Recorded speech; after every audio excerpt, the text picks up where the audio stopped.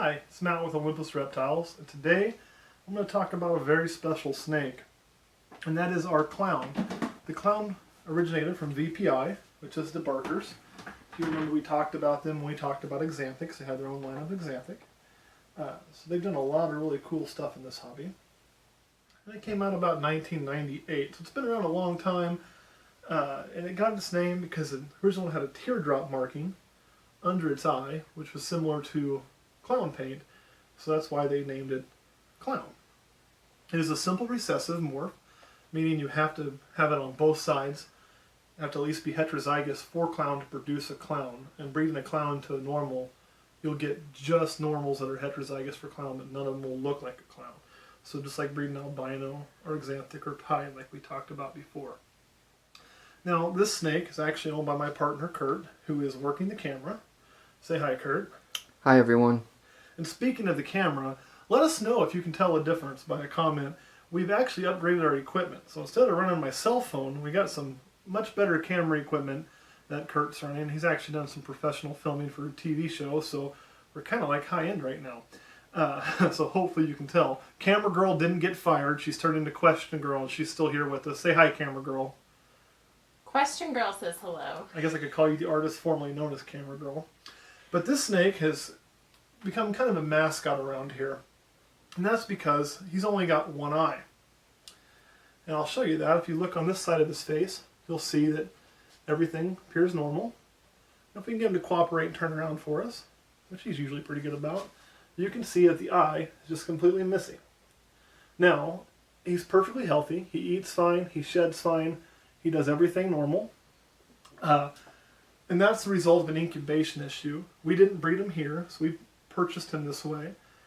And that can happen from temperature spikes, and incubation can cause, and there's certain times the development can cause issues like that in a snake to have one eye or no eyes. And the particular breeder that had this snake had several snakes from different clutches that only had a single eye. And it's not a rip on the breeder, or he didn't do a bad job. It's just one of those things that can happen if your temperature gets a little bit off at just the right moment. And but the snake is perfectly healthy, so there's no concerns about breeding it or using it or anything like that. It won't produce a higher number of one-eyed snakes or anything of that nature.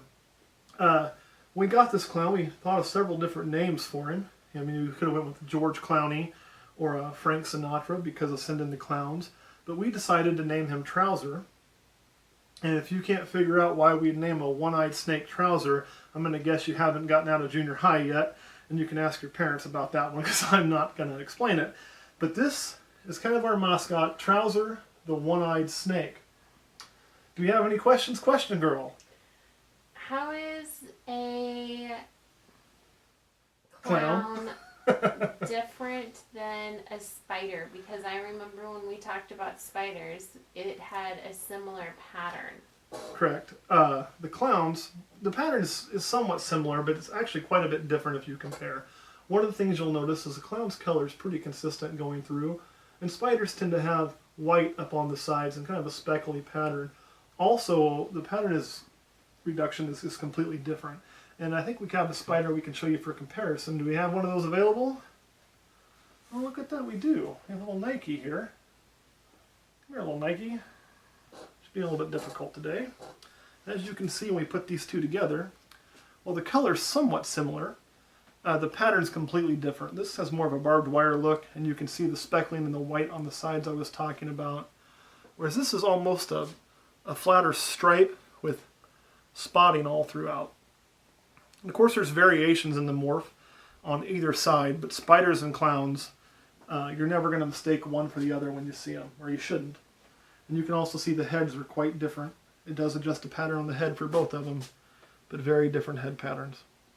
This is a pretty good comparison. This clown's a little older, but you can see the snakes aren't too different in size, so they're about the same as far as how they're going to look at that age. Any other questions? No.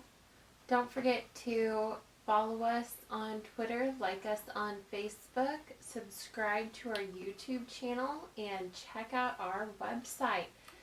If you have any questions, don't hesitate to contact us and ask. We are happy to answer and educate. And while you're at it, give those videos a share, because this is the one time you can share a trouser snake without any worry of offending anyone.